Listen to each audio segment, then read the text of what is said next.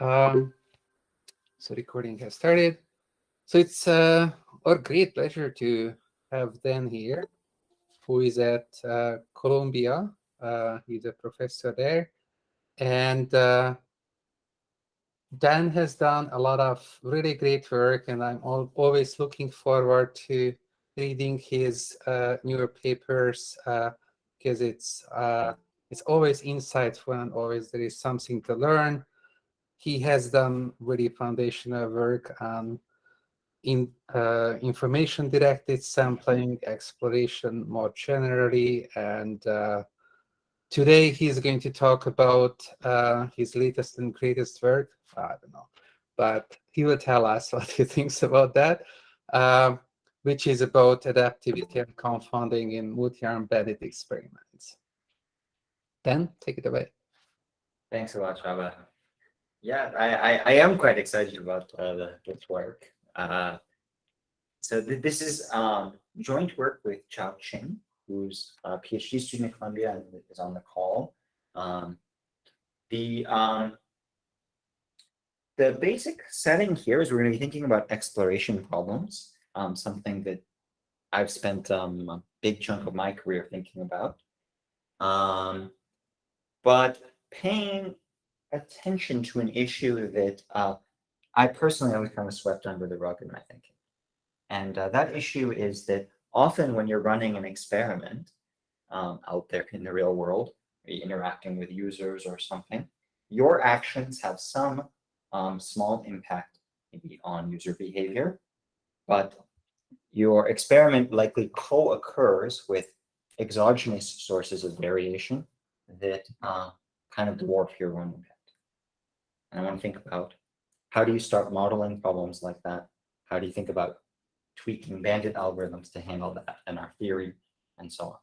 So because of that kind of high level motivation, unlike many talks maybe in the RL theory seminar, I'll spend a bunch of the time trying to go through how we think about modeling this problem and how we think about what types of results we would even want to show. And the theory is also something that took us a long time, but maybe we'll go into more details about proofs and stuff during the extra time if there's interest.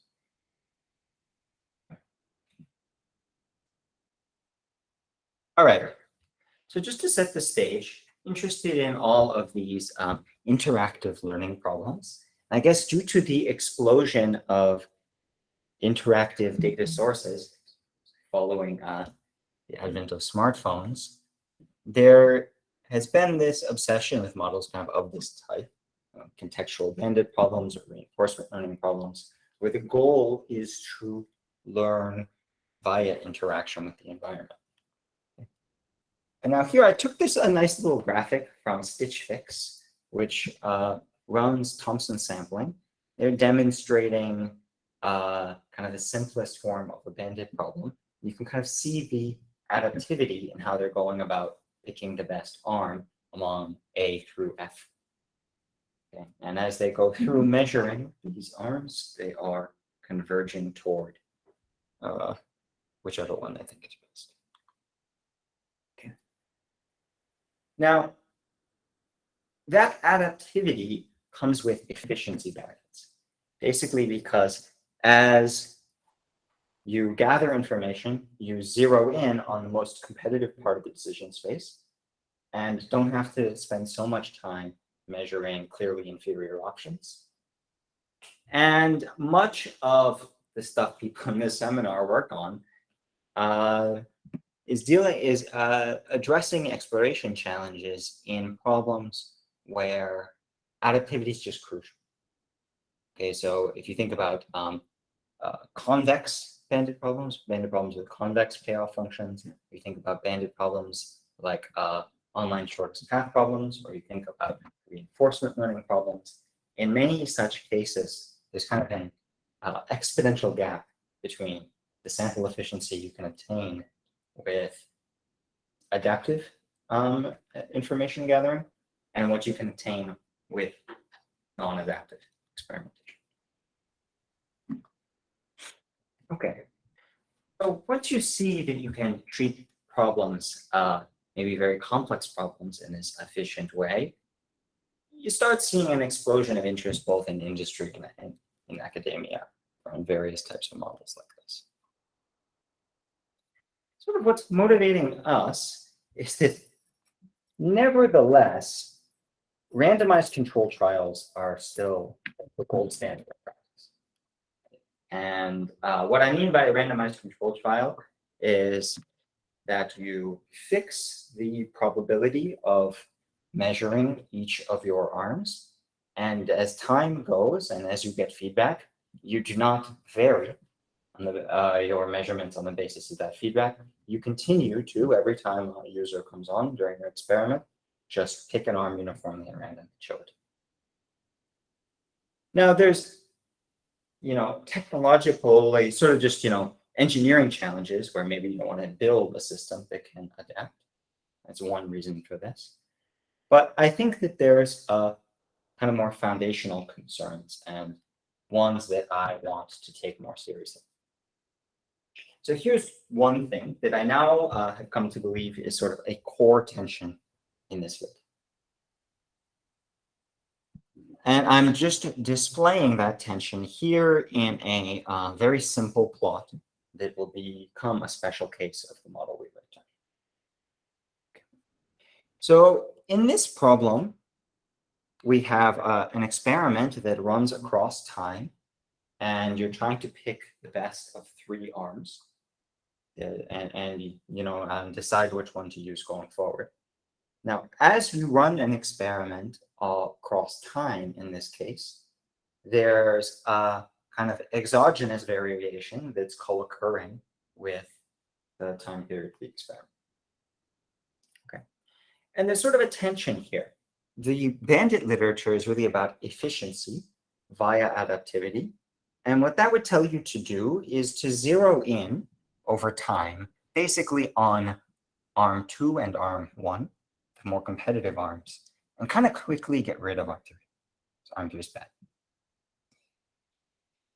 Now, robustness, which is the main concern when you run an RCT, is worried about the fact that kind of because you're adapting your measurements across time with the first option here with the bandit algorithm, the pattern to the arm pulls may kind of just co-occur with the pattern to the payoffs in a way that confounds our inferences.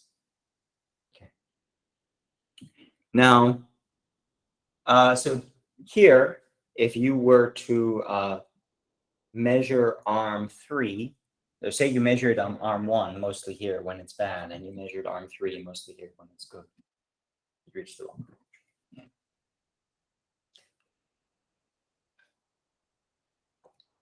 So in terms of a modeling, we're going to try to write down a twist on models of bandit experiments where doing well requires treating problems like what I just showed you, okay, where there's robustness to certain kinds of non-stationarity, including cases where those graphs can cross.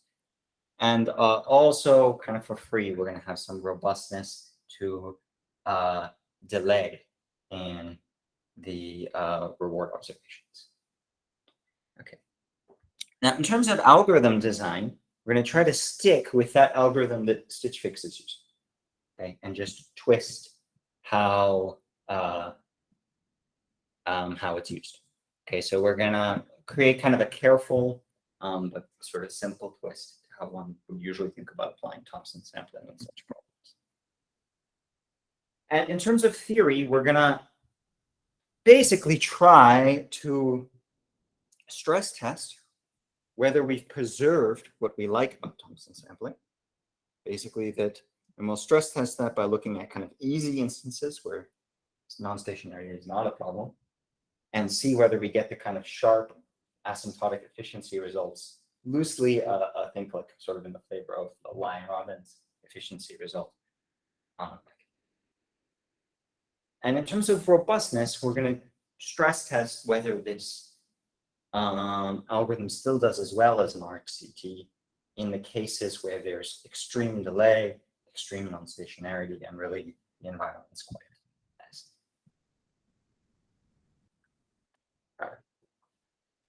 So I've tried to synthesize down to some of the key related work, and really what I think is the closest set of works for intellectual comparison are works on non-stochastic versions of bandits, where the environment can change over time, but can change adversarially. Okay, and we'll be looking at kind of a more a less adversarial sort of model where you encode structure into how things can change and build on sort of a different set of elements. All right. And lastly, since this is a sort of a seminar with a bunch of connoisseurs of theory, I'll just flag one sort of interesting bit of contribution to the theory of Thompson sampling and UCB algorithms. There's kind of a folklore that I myself am partly guilty of suggesting that Thompson sampling is a lot like Bayesian UCB, right? Sort of same-ish thing. And you expect that when one works, the other works, and when one doesn't work, the other doesn't work. Now, I think there's this interesting way that Chaba and Tor started off their chapter on this algorithm, mentioning that we should really wonder why we are injecting noise into this algorithm to Thompson sampling. Okay. So I'll just kind of tease that in the hard instances of our problem setting,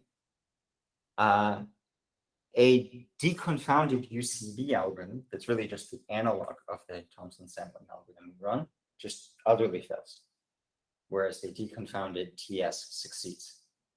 And it's hard to say that randomization is necessary, but it certainly is driving the intuition and our proof. Okay. Great. All right. So that's sort of the roadmap, and now let me go through some stuff more carefully. Any great. So here's how I'll start. I found giving this talk that it goes better if I first do a bit of recap of kind of earlier work that Chow and I worked on setting up how to think about adaptivity in problems with stationarity, study its benefits, and formalize this. So it's useful just to have in the back of your mind some kind of prototypical model of something like an A/B test. So here I'm showing some prototypical A/B test. It is in this fictional story, we're testing this feature that the Spotify app rolled out in the last few years. It's a set of shortcuts that sit on the top of the screen and have the purpose of making it easy for you to retrieve the things that are heaviest in your rotation at that moment. So the goal of the experiment here is to figure out, should we use kind of how should this product feature look? And maybe in this story, the product feature depends on should we use 4, 6, or 8 icons? So what does the UI look like? And out of the many, many machine learning models we could build and the different options people have come up with, which one should we productionize?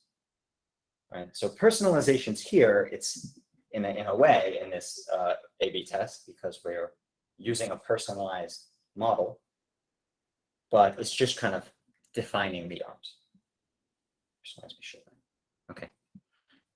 Now, while we're running a bandit experiment to pick a model, the decisions that we then eventually make about which model to deploy and which UI to deploy are then standardized across the population and used going forward. So really, they pick one variant and use that everywhere. Now, you come up with a reward measure that's usually some kind of holistic thing. Something like what is the percentage of streams that occurred from the homepage? right? And intuitively, that measure ought to go up if you are making it easy to retrieve your content. All right. So on the left, I'm writing down what is the standard Thompson sampling algorithm. And on the right, I'm writing down a variant that I proposed, which has a tunable parameter that allows you to better orient the algorithm to something like an A/B test, which runs and then ends. And then the option gets deployed even after the experiment. Okay, so let me explain what I mean. So on the left, this is Thompson sampling. We begin with a prior over this parameter vector theta, which in this problem, we should think of as encoding the average reward each of the k arms generates. Now, across time, we go. At each time period, we play an arm. The way in which we play an arm is intellectually defined as follows. There's kind of an algorithmic implementation, but intellectually, it's defined as you compute your posterior beliefs about which arm is optimal. And you ask yourself, what's the chance that arm 3 is the optimal arm? And then the probability that you pick arm 3 to show to the next user is the posterior probability. It's the best one. Okay. Then you observe a reward, and you go back again and do it the next period. Now, this twist over here on the right uses Thompson sampling as a subroutine. To generate an arm at time t, it runs Thompson sampling until 2 distinct arms are chosen. And then it flips a coin. The coin lands heads. It picks the first arm Thompson sampling chose. And if the coin lands tails, it picks the second arm Thompson sampling chose. Right. Now, why would you do something like this? Why would you have this kind of weird tweak to Thompson sampling? Well, the basic practical motivation is that if you ran something like an A/B test, you would like it to end quickly so that you could kind of confidently pick which thing to use going forward. And if you, here's kind of a simulation showing that, well, if you wanted to be 70% confident about which arm's best, then it doesn't matter much what you use. But if you wanted to be 99% confident, there's a really big practical gap, maybe like 5x in terms of sample size you need if you make this tweaker. So what's the intuition and kind of what's the change? Basically, the problem is that as you get pretty confident about which arm's best, a bandit algorithm designed to minimize regret, something like Thompson sampling, will zero in on whatever it thinks is best and play that almost all the time. Okay, so here, this is a hypothetical picture where we're about maybe 88% sure that arm 5 is the best one at this point in the experiment. So we have about an 88% chance of playing that under regular TS. And so it's really slow to learn about the other forms. It just takes forever. And that problem just gets exacerbated as you want higher confidence. So in a way, this top 2 idea of continuing to flip until 2 arms are picked does kind of, in practice, the natural thing of chopping this bar down, reallocating proportionally to your beliefs. And it plays arms with this fraction. Okay. So, great. Now, there's some theory formalizing that this is really the best thing to do.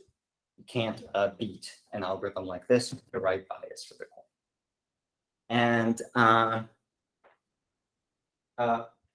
there's a few ways to write down what is meant by best, but a lot of them turn into to give roughly the same answer. And I think that the intuition may be best reflected in that picture like this.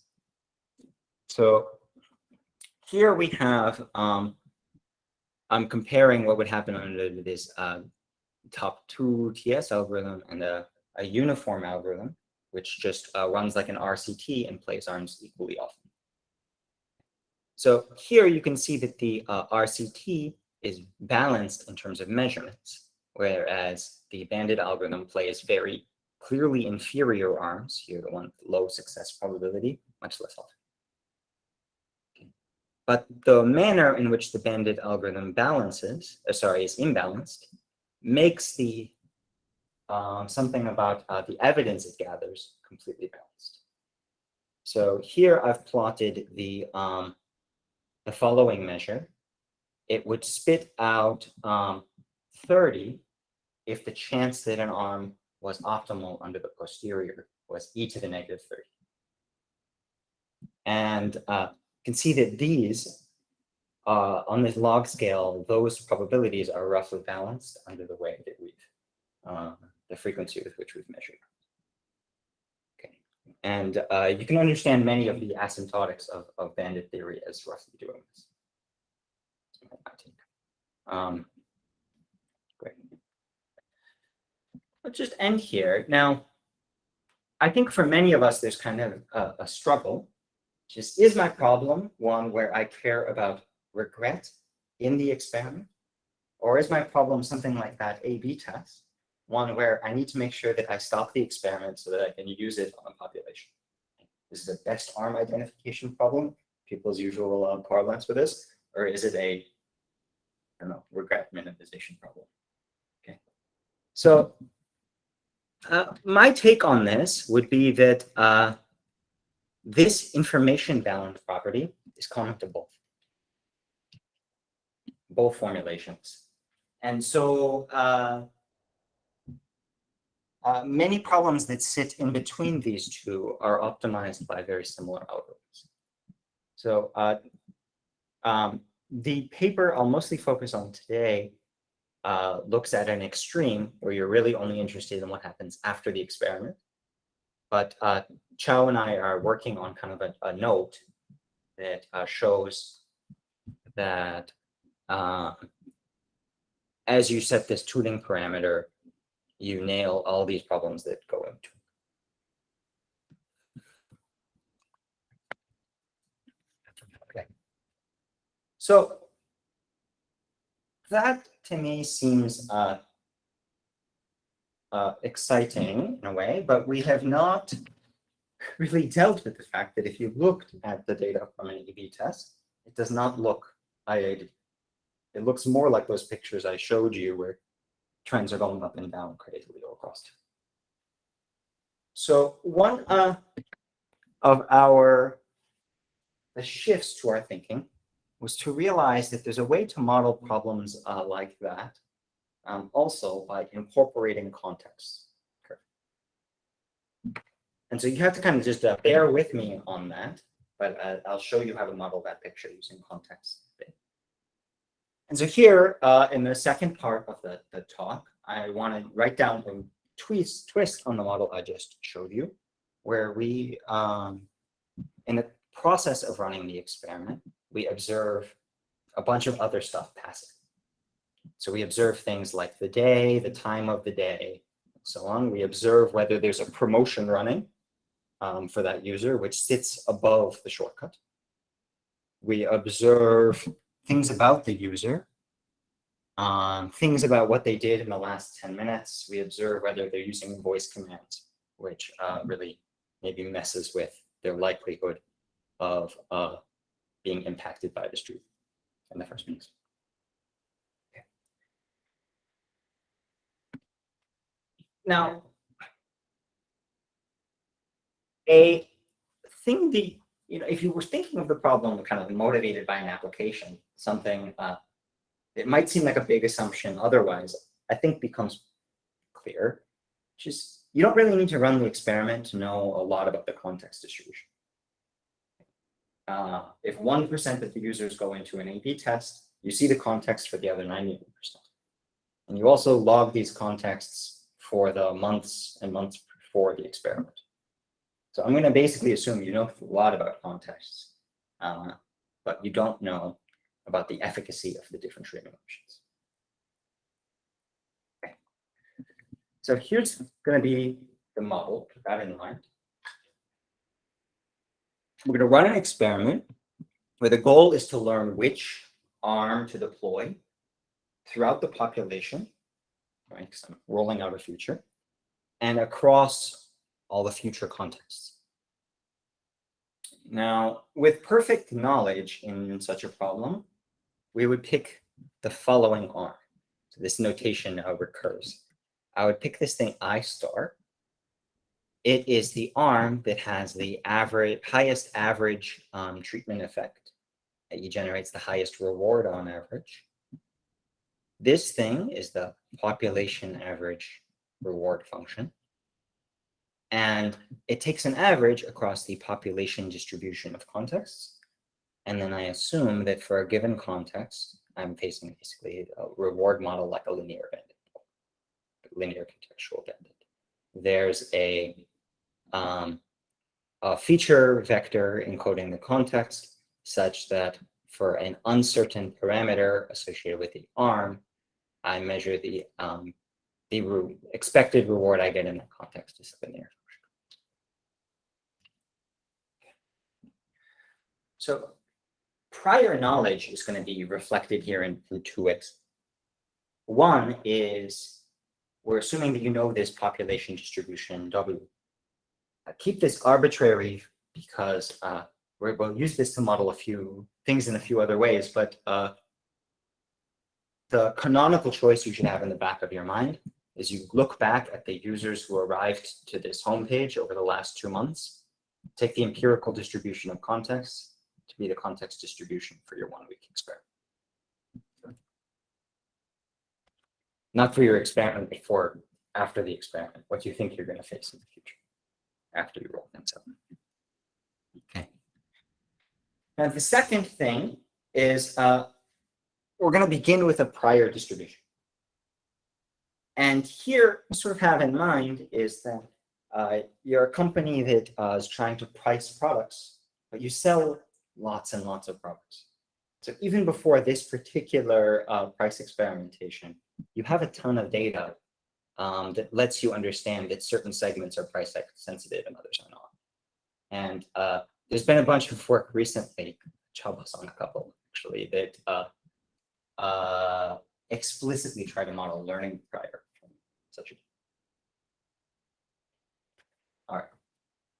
So the model kind of has two other parts to it. One is on the left here, how do we gather information? And on the right here, what do you do with that information you've gathered? So on the left, across time, we're going to see a context, pick an arm to measure in that context, and that generates a noisy signal of the mean payout from playing that chosen arm in that context. This should say IT, data IT, because that's the arm you pick. Okay. Now, I don't talk as much about this, but for people who are interested in this, one practical issue with the setup I showed you before, some of those rewards take a while to realize in that A/B test I showed you. And so it may take you may assign many treatments before you see the reward. And in one part of our paper, we show kind of robustness to that. All right. Now, if you ran this experiment for some number of periods, let's call it capital T, then what you would like to do is pick the arm I star that is best to deploy across the population. But with limited knowledge, we can't pick that.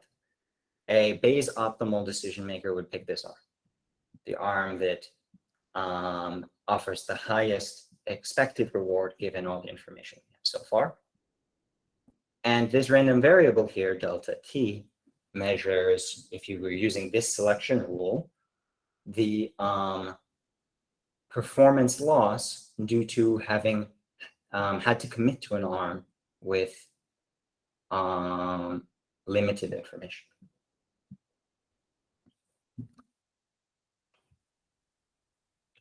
All right. So there's some twists, but in many features of what we just wrote down, look a lot like a standard linear contextual bandit. Something that surprised me, at least, I think also surprised Chow, is that it turns out that this problem can look really fundamentally different depending on whether you assume that these contexts are IID or you allow them to follow some other kind of pattern. So I'll go back to show you that through examples, but I think it's helpful when thinking about the examples to also have in mind maybe one solution strategy. So just tell you what's the solution strategy we're going to look at. Well, if you were being Bayesian, there's no ambiguity about how to properly do inference in this problem.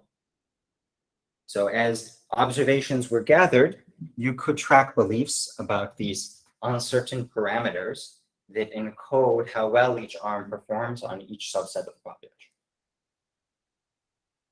But you can also track key marginals of that distribution. So one natural marginal to look at here is this one, which encodes the population average performance of an arm. Because that's really the key object I'm thinking about when I make a final decision. And because linears and the Gaussians just are magic together, it turns out to be quite simple to compute beliefs about this kind. So here we are. So we're going to propose deconfounded Thompson sampling. It's going to make two little modifications to the way you would usually run TS. And the first one's really the key one in this work. Usual Thompson sampling and a contextual bandit problem would say, I want to pick the arm that is best for the current context. Now here, because we're trying to pick the arm that is optimal to deploy in the population, we are going to sample an arm according to the posterior probability that it is the optimal arm to deploy in the population. The deconfounding part of this algorithm is just sort of implicit in how we've written this down. This algorithm is naturally doing inference on the population, the quality of the arm in the population, using all of the context that it has seen so far to inform its beliefs. So while this is a pretty simple twist to the algorithm, it is not so simple to understand, I think, whether or why it would work. So it turns out that deconfounded UCD, I'll show you more concretely what that is a little later on. So just as a teaser, an algorithm that forms Bayesian UCDs in a similar way to this doesn't work. All right. So I'll kind of downplay this since you've already seen it, but there's also this twist of you can have tuning parameter that adjusts how aggressively you target regret in the experiment versus ending the experiment.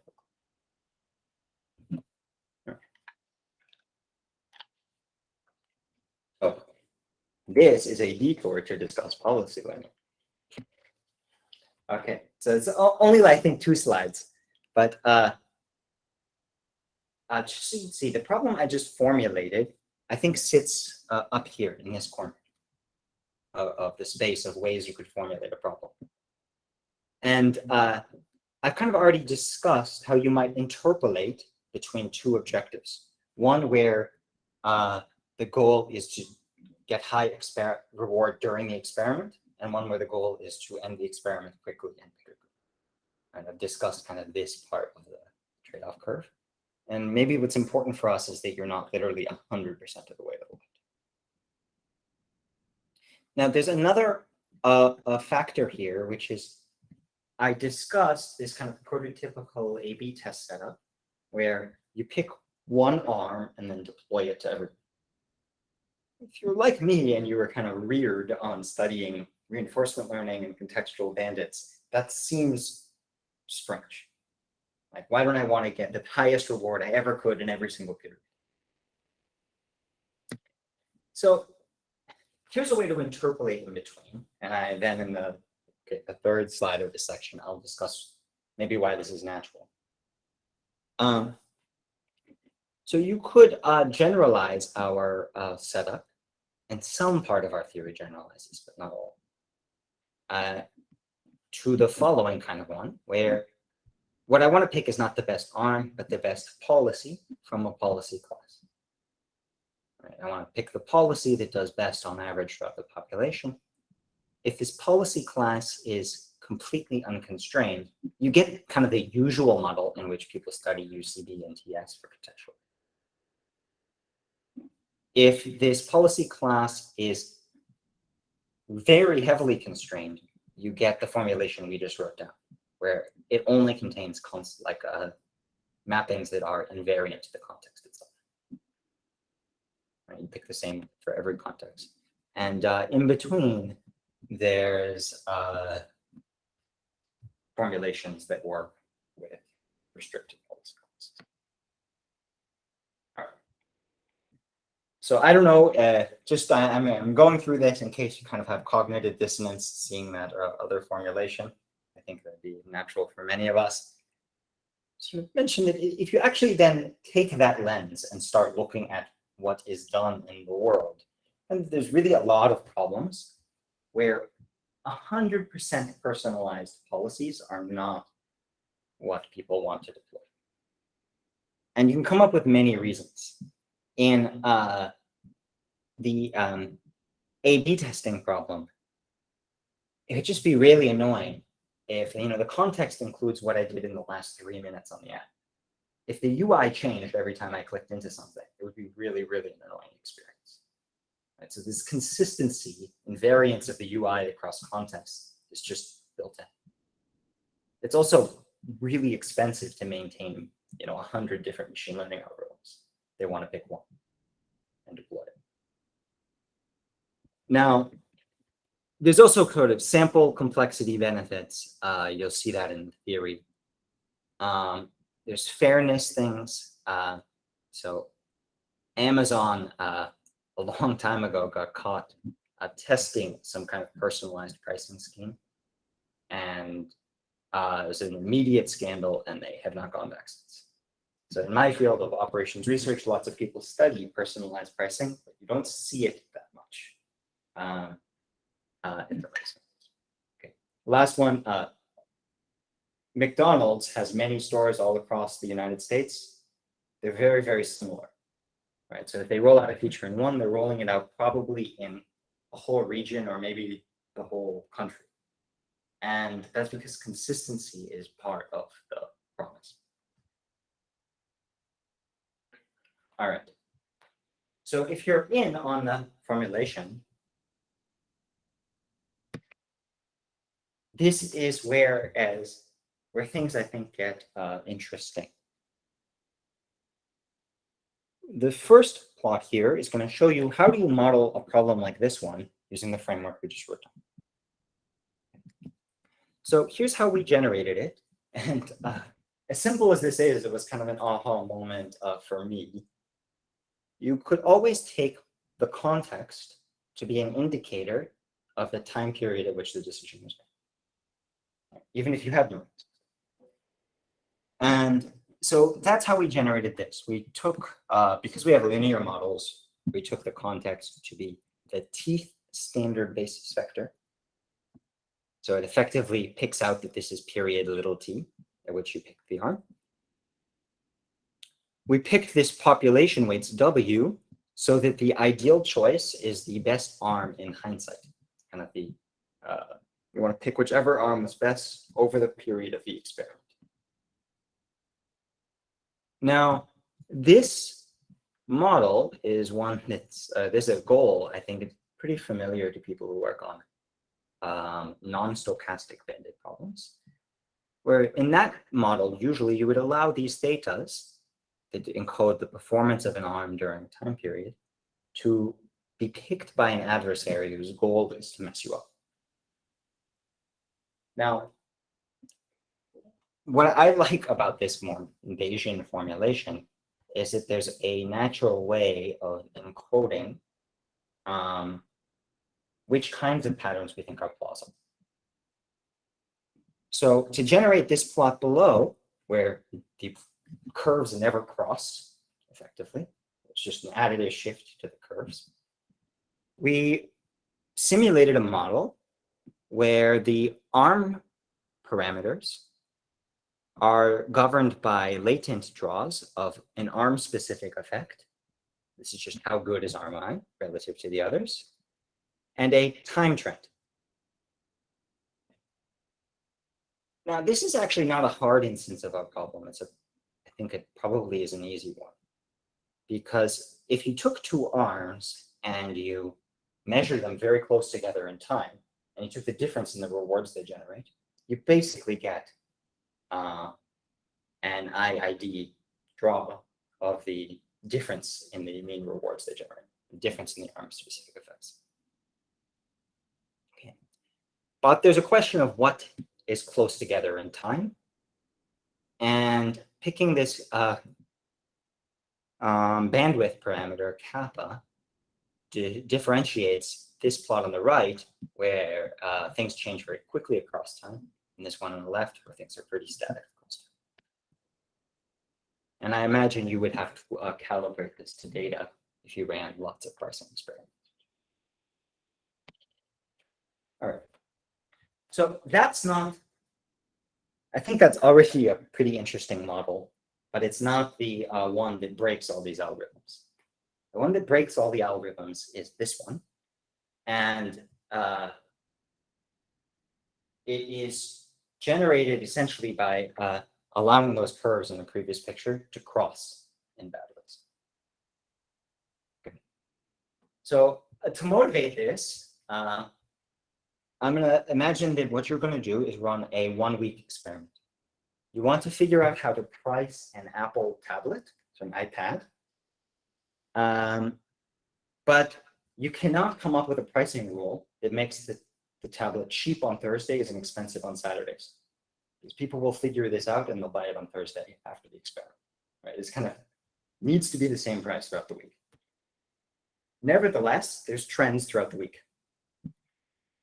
And so here, theta I, 1 through 7, can be thought of as something like the revenue generated on average on each of the 7 days of the week with pricing.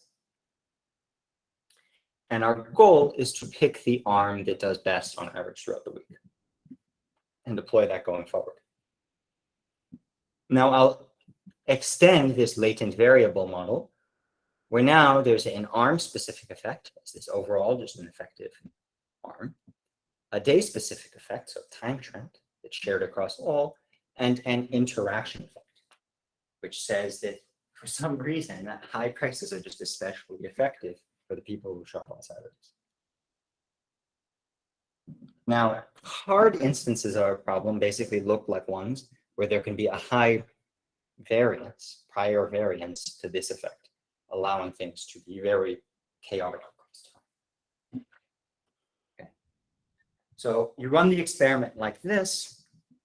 You go across periods. In each period, you pick an arm, you measure it, and you observe a noisy signal of the reward.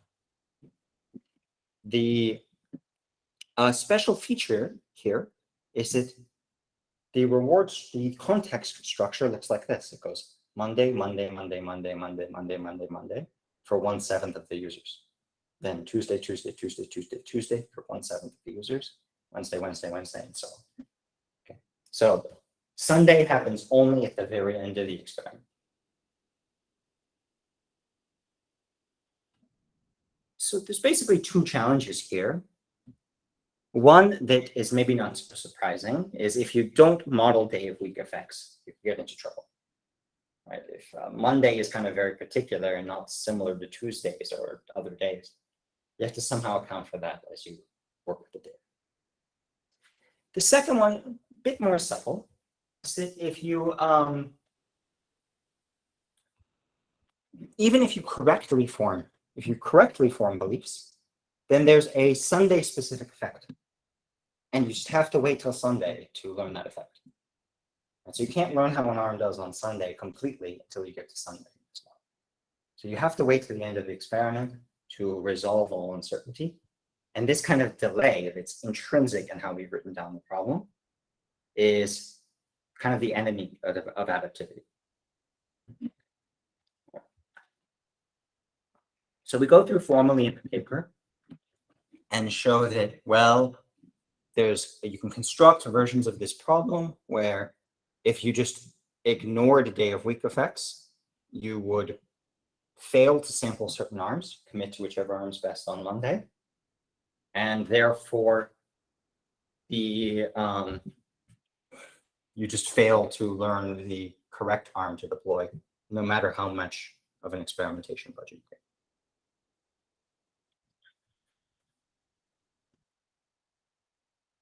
Now we can, this one takes people some time to get their head around. We can talk about it in a later session.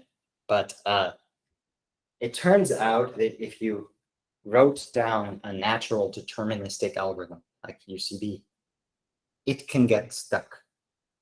And the rough reason is that the way we think about the optimistic principle requires that when you pull an arm, you resolve uncertainty. Now, if what I want to learn is how good is an arm across the week, then when I pull it repeatedly on Monday, I just do not resolve uncertainty about many of the days that I haven't seen it. And so these algorithms, the failure mode is that they keep pulling the same arm on Monday, just not gathering the diversity of information they need. And then when the experiment finally ends, they look back and they wish they'd measured other arms on Monday. All right. So I'll just sort of close with all that set up. How do we confirm that the algorithm we've proposed treats this set of challenges we've mentioned? Now, so we kind of have a goal of preserving what we like about bandit algorithms, their ability to gain efficiency through adaptivity, while being more robust to things like delayed observations and exogenous sources of variation driven by these confounding contexts. Now, you could try to study everything within the scope of this framework, but we've had the most success in writing down two results that really capture behavior in the extremes. So on the result on the left, we write down a problem where there could be arbitrary delay in observing rewards. So you may not see a reward when you pull an arm for as long as the time horizon of the experiment. In that case, you can't adapt at all. Or you may have less delay. Now, also, we allow for a completely arbitrary context sequence. So think of something like the day of week problem I showed you before being fair. And the theorem on the left is I can show you a theorem in a second, but basically what that's a bound on the regret at the end of the experiment that's meant to work in this setting where basically randomized control trials are very hard to beat. This result on the right is similar to kind of the asymptotic efficiency analyses that Belay and Robbins pioneered, but specialized to this slightly different objective of picking the best arm. And so there is sort of studied in a setting where contexts are IID. And so bandit algorithms really shine. Okay. So the punchline of the result on the left is if there's a hard instance where there's severe delay, severe non-stationarity, arms could be close, and really it's hard to beat what an RCT does. We get basically the same bound as you would get if you did an analysis of non-adaptive uniform sampling. Basically, do your usual analysis of an RCT, you get the same bound region. Right, so somehow adaptivity did not screw us up. Bound on this result on the right basically says that up to first order asymptotic terms, in the easy instances where contexts are IAD, and you get into this asymptotic regime, you do as well as possible. All right. And I'll sort of just close with 4 remarks. So I think the hard thing you should sort of have in mind is not, if I wanted to get result 1 or 2, would it be hard to get? But instead, what's really delicate is managing to come up with an algorithm that gets both. Because somehow doing as well as an RCT is pretty easy. You run an RCT. And doing well in this particular regime does not require that you're robust to other issues. But coming up with one sort of elegant algorithm that interpolates between causes us a lot of headache. More for the later setting, we can go through exactly what these what's conditioned, what's not conditioned in these results. So I want to sort of close with one more thing, since this is the RL theory seminar.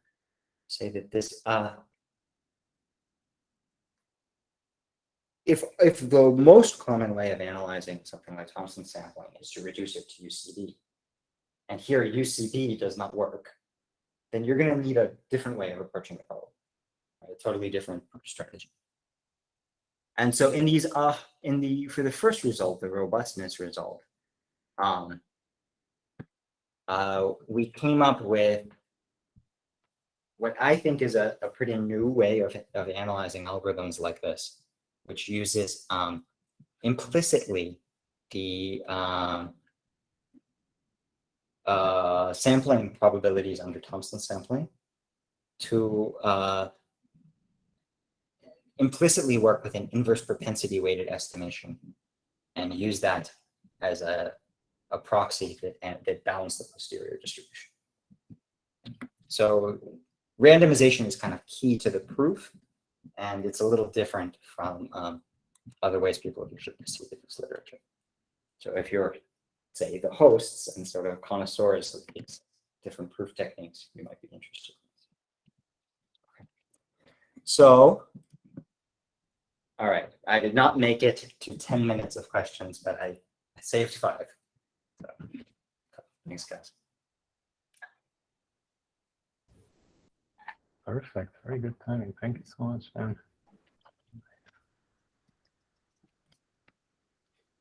So, I had some pretty basic questions, which are potentially stupid, but it would be nice to have some answers still. So sure. I'm just wondering about the definition of the algorithms here. This deconfounded Thompson sampling and deconfounded UCB. So I'm just looking at the algorithm definition. I'm just failing to see where this algorithm takes into account the current context, because I understand that in the setting you're allowed to look at the context, but when you deploy, you're not. But yeah, still, I'm missing the context. It's a good question. So when we deploy, we're not.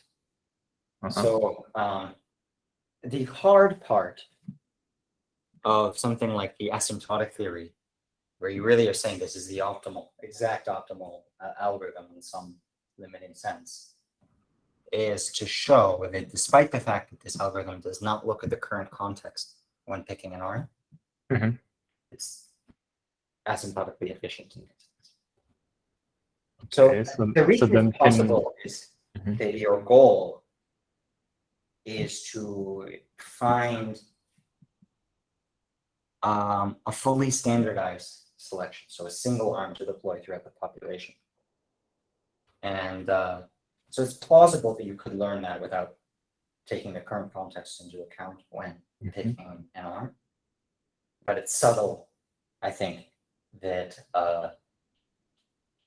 you can't do better by taking the current complex modular count.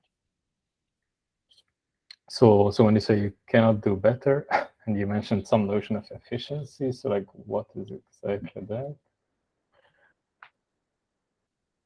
So Because like efficiency can mean like many things. I just wonder what. yeah, it's similar. It's really sort of the same theory as like these delta pack optimal things in best arm identification. We wrote it in this way that basically at any point in time, you can decide whether to stop. Tau is when you choose to stop. And you're balancing basically the cost that is incurred due to taking a long time to stop and the simple regret that's incurred due to picking the wrong arm. And in that model, we take this problem-specific expectation, we take C to 0. Does that, and it's sort of like a, like the Lion Robbins style, or Kaufman and Garivier sort of style of for every particular theta, you look for the best first order constant. I see. So you're basically already meeting that while ignoring the context. Yeah. I see. See, that is very curious. Yeah, I guess I'm just not understanding the problem. intuition or not appreciating, like, why this is true, or like, why cannot you gain anything by looking at the correct context?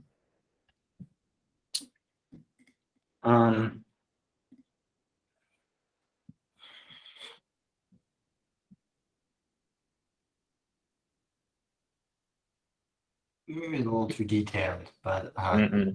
roughly the idea, too detailed, but roughly the idea is that your choice here is about how often you measure each direction, right? Like in each context direction. And it turns out that the optimum has kind of symmetry, where you might want to adjust how often you play arm 2 versus arm 3, but they should each play. It should never be the case that you play arm 2 like always in the first direction, or you play arm 3 like always in the second direction.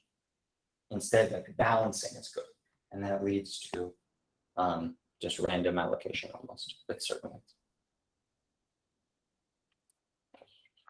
All right.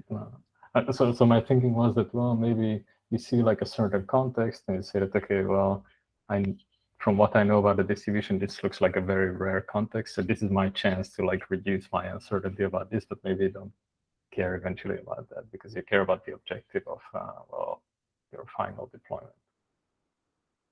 Maybe you don't need to jump at these opportunities to reduce uncertainties. Yeah, I mean, I think that it's hard to get into a regime where you want to treat the arms asymmetrically in that story. It is like a good opportunity to reduce uncertainty in that direction, but somehow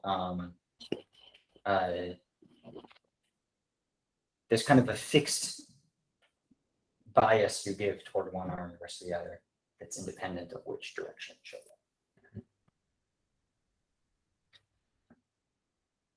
Okay, very cool. Yeah, I guess, yeah, maybe my questions are a little bit silly. I guess I didn't think about this problem long enough, but in the chat, that was not silly at all. But in the chat, Matt Gershoff seems to have a lot of good questions. So I don't know, Matt, why don't you unmute yourself and ask Dan? Sure. Hey, Dan, thanks a lot. Appreciate it. And thanks you all for putting this together. I don't know if you wanted to, I don't want to barrage you with a ton of questions. So I guess just one, the comparison, there's a few things though, I'm trying to think of it from a practical standpoint. One, are you thinking that this is actually something that you would think would be practical, or is this more about using this as a way of thinking about it in a theoretical way? Let me ask that first. If it's the latter, then I have no other questions really. But if it's thought of as something that might be useful, then I have a few questions. Great. That's I okay. think of this as something that might be useful. Now, there's definitely things one needs to add.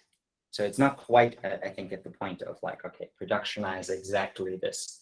But I do think that this is the building block of a solution. In particular, to me at least, I think that in places where people are already running Thompson sampling, running it, allowing for some exogenous time trend, I think probably doesn't make things worse. Okay, so I just had a few things to think about that may or may not be pertinent or not. I think one, there's often I feel like there's a very unfair comparison between RCTs and bandits in that really RCT is not is sort of misused as epsilon first often, and really the purpose of RCT is really about type 1 error control. And so there's a constraint on an RCT that is not on the bandit, where the bandit you can kind of think of is trying to minimize type 2 error, whereas the RCT is subject to type 1 error control. So its sample complexity is going to be greater. And you can take a look if you just set sample, if you do if you're doing like a Pearson-Nyman sample complexity and you set type 1 error to be slack, then you can show at least in a 2-arm case that it's the result of an epsilon first using the sample size given by power calculation will give you the same result as Thompson sampling. And secondly, I think it's worth saying, I sort of agree with you, but I think that the benefit you get from this stuff, from this bandit stuff, is not when you have 2 arms, but when you have a bunch. Yeah, but I'm just, Yeah, so yeah. you can extend that. Yeah, and so in the cases where you would have very unequal arms, then true. Yep. Okay. Yeah. But just to keep in mind though, it's not a fair comparison. One is really about evaluating, is really about causality and trying to see whether or not result is consistent with random sampling error or not. And you don't get that robustness check with a bandit. And so the second thing is you're making an argument around complexity or marginal value of complexity, where you're saying you don't want to do contextual learning, contextual targeting. And I think that's fair. I was wondering how the result, if you already know the natural period of the data, right? You're saying it's sort of weekly or monthly. What's the marginal benefit of this versus, say, just running like an ANCOVA, a main effects ANCOVA model or something over that week? If the issue is really about using context to reduce for variance reduction, so that'd be one, because that's simple and that's less complex and less fragile than an extended version of Thompson sampling.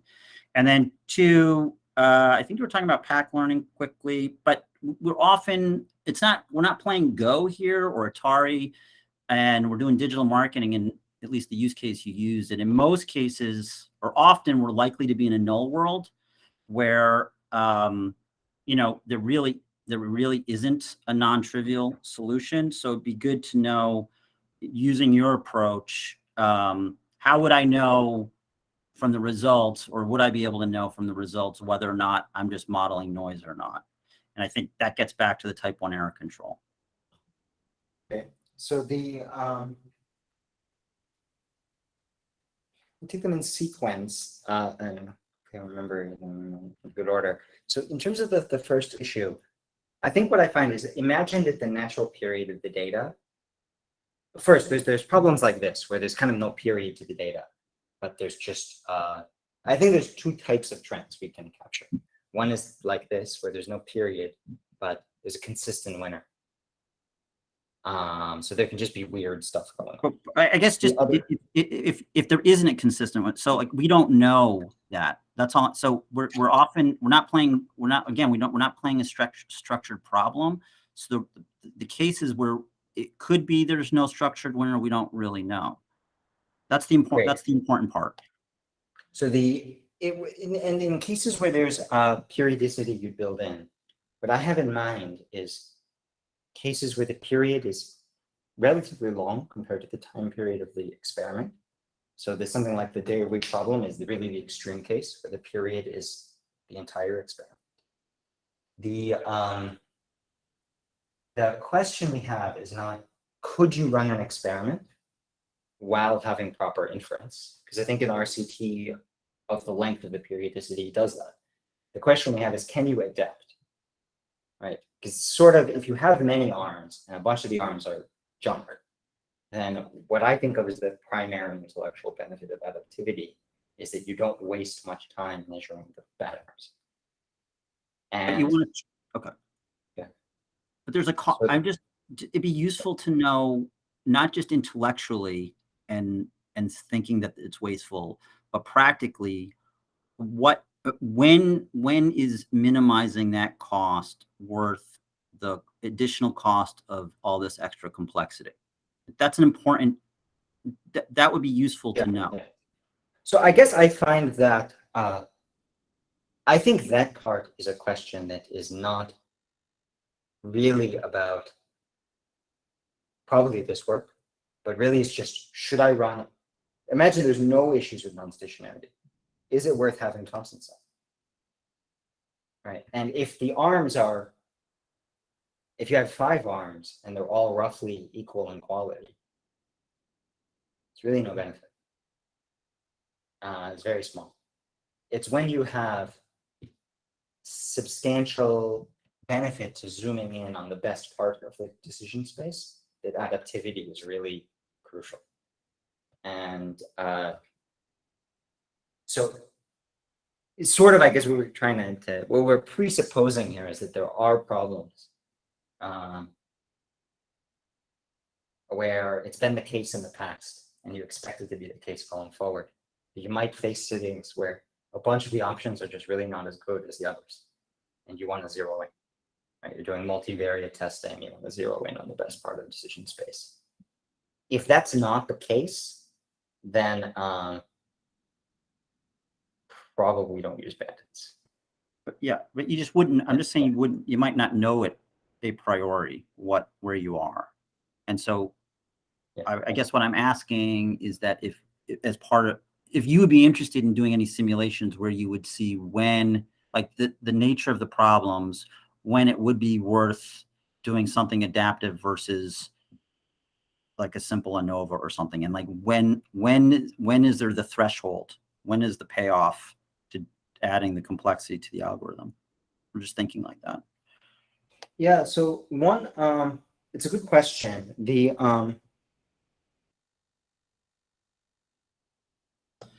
If you get in touch by email, I'll send you one set of experiments that might help. It's not complete, but it's just, you know, what do the means have to look like for you to really to be a big benefit? Okay, thank you. I don't want to dominate. I apologize for taking up all your time. Thank you. No. Thank you for this. It's good to.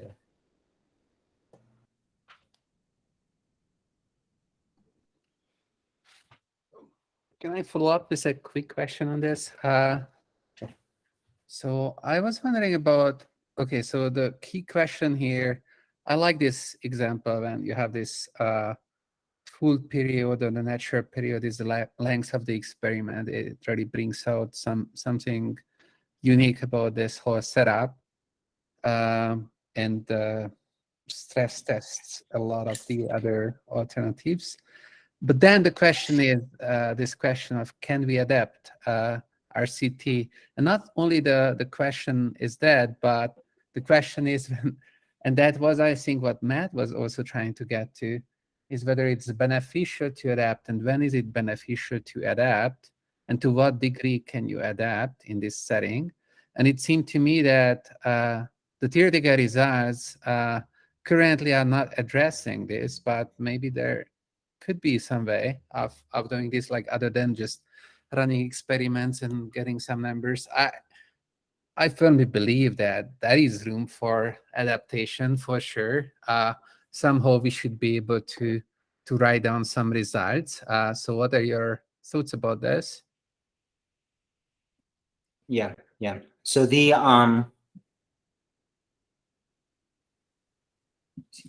yeah, so I guess I find just to make sure we're on the same page. The sense in which it's not coming out is that the benefit to adaptivity we're really showing is just in cases where the non-stationarity is not an issue. Right. So we somehow didn't show the benefit to adaptivity in problems with Exactly. non-stationarity. Exactly. So yeah, I could see directions to that. So the first is study a problem like this. So this one, non-stationarity is sort of being done away with because you could measure the arms next to each other and in time and take a comparison.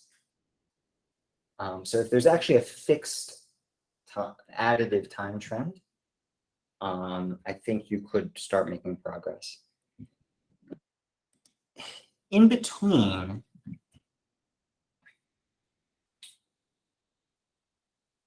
is to start relaxing that assumption.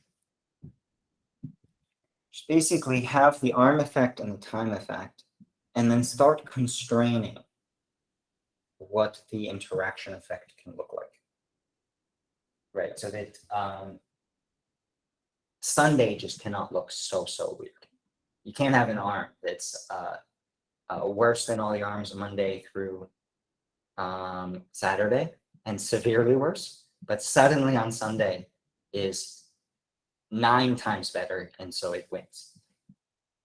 Right, and as you basically constrain this term, as I think basically the prior covariance matrix gives you a geometric structure to how those could look. I would hope that you can show adaptivity. The intuition is that you have adaptivity once the information is sufficient to reveal it to rule out arms. And if we were better at studying something like Thompson sampling in theory, then I think you could start to show something like that. Do you want to do it, Charlie? Okay. Instead, I have a second question. So there is this parameter beta in the algorithm, and I was wondering. That I swept under the rug. Yeah, like what was going on there? Great.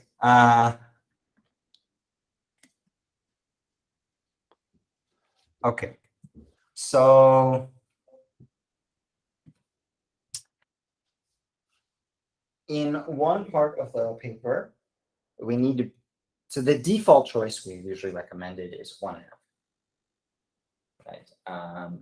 And the one part of the argument goes through when the robustness guarantee goes through when that's 1/2 or when it's bigger than 1/2. Right. So all these numbers bigger than 1/2, it goes through.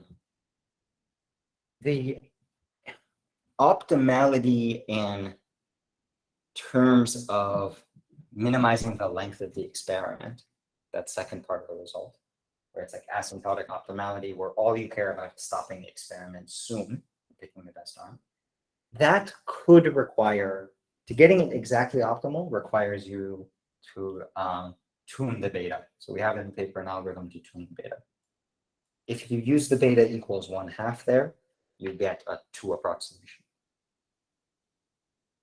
That's sort of the story. I think that a practitioner would probably just pick, beta equals 0.9. Right. Everyone wants to be sort of. Right. And this is just purely theoretical. If you choose the beta that is required by the asymptotic result, what does that give you in terms of robustness? Yeah, good. That is an annoying issue. The beta that is required by the asymptotic theory. So there's not actually necessarily a dilemma here, but if you plugged in the best beta by the asymptotic theory, it might be small. Because somehow you want to mostly sample inferior arms. and only occasionally sample that star in that optimal beta. And then it's so we end up, our current proof technique does not work with that. There's not necessarily a gap, because the asymptotic theory is only required kind of outside of the regime where the robustness is stress testing you. Like, you somehow, as long as you don't adapt the data to that asymptotically optimal choice too quickly, maybe you get both at the same time, but we haven't done that. Right, so right now there's this abilitiness. By the way, Dan, I want to add that like if we plug in the asymptotic optimal beta, we still have the finite time result, but it's not optimal in K, in the number of arms, right? Thanks. Wait, how does it change? Do you get K squared or something? Yeah, I think it goes from root K to K, if you're in the worst case. Root K to the power of like 0.75. Okay. Interesting. So it's just like a K to the power of like 1/4 gap. Right. I see. Also, then I forgot whether you mentioned about like we tried hard to remove that D. I did not. So I can point that out, is that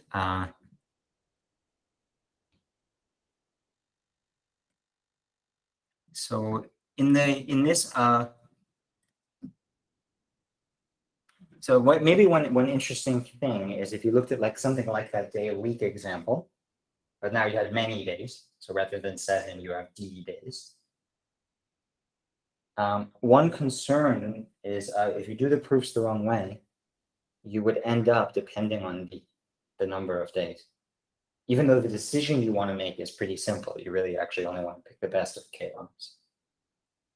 And an interesting thing here is that the bound here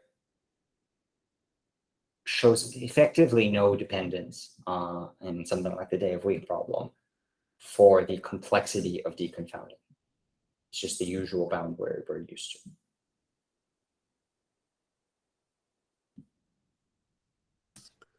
Yeah, that's pretty cool. Is this what you mentioned? This was a different question I had, which was that, like, okay, if increasing the dimensionality of the context, is it going to be detrimental to the performance of the algorithm? Or can we just like freely include anything into the context? So I think that it's much more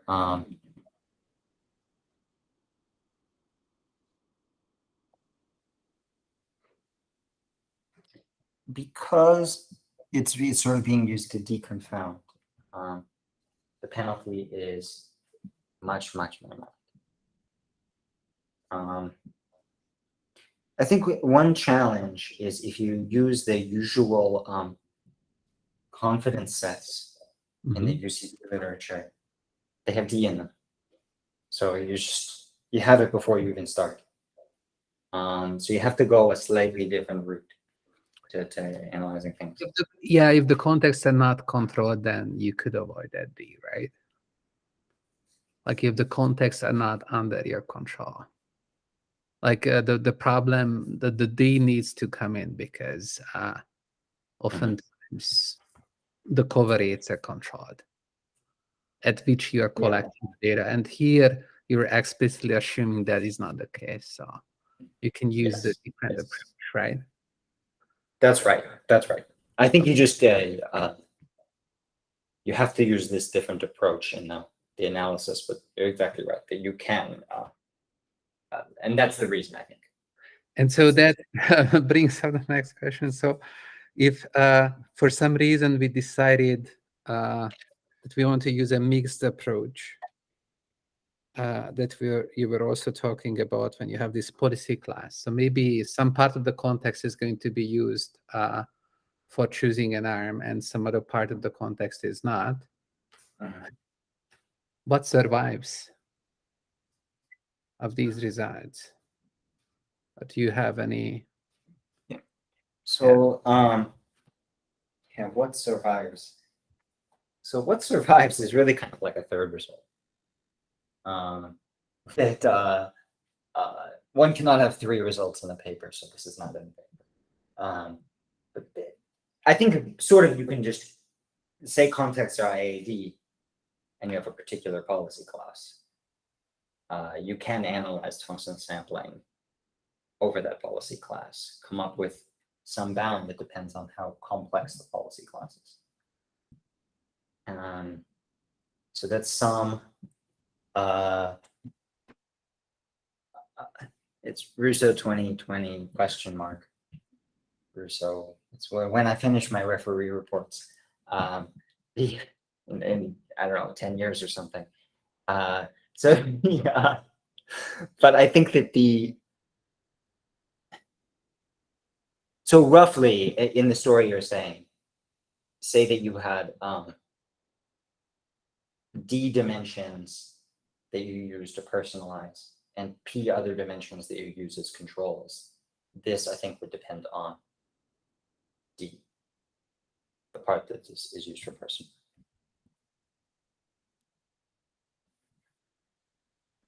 Actually, Dan, I have a question. For this result,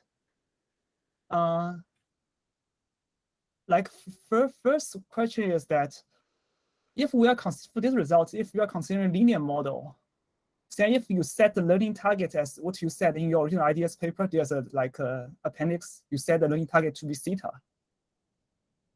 Then like you can, like for linear model, you can following like maybe Toletomor's like previous analysis and the Hop-Bottas analysis, and doing like covering number analysis to analyze the like information gain of theta, right? Then this could be a tighter result, even if you consider pi star in the posterior. So I think this is tighter than that, and would be my understanding, because I think the entropy of pi star is always lower than the entropy of the model parameter of the linear model.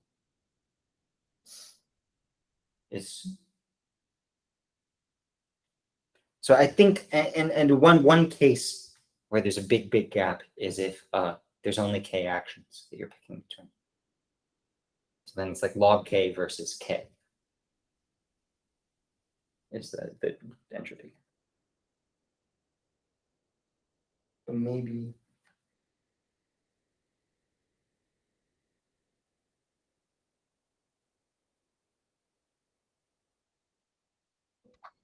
But to me, for linear model, I'm not sure. It seems to me that the entropy of theta star is even smaller than the entropy of pi star given the contexts. I'm not.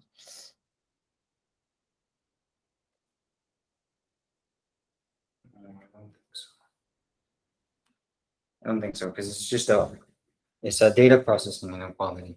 Yeah. A function of the other. I think depends on maybe we could write down a model that's different, but the one I have in mind. Yeah, thanks. The inequality is actually the other way around. Yeah, thanks. Yeah, right. But maybe a discretization argument is easier to pull off in parameter space than in policy space. Yeah, that makes sense. I guess that's. I mean, what? At least my guess. What do you guys think of something like this? Should this be 2022 or 2032? Wait, why do we choose? I just mean,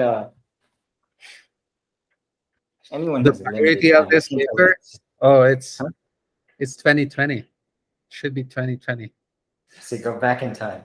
That's right. Can you do that? Okay. Yeah. Java, that was rude. He asked for it. Yeah. All right, so maybe let's stop recording. Yeah, that sounds It's a little good. bit too Yeah. late. Thanks, Dan, again. Thanks, guys.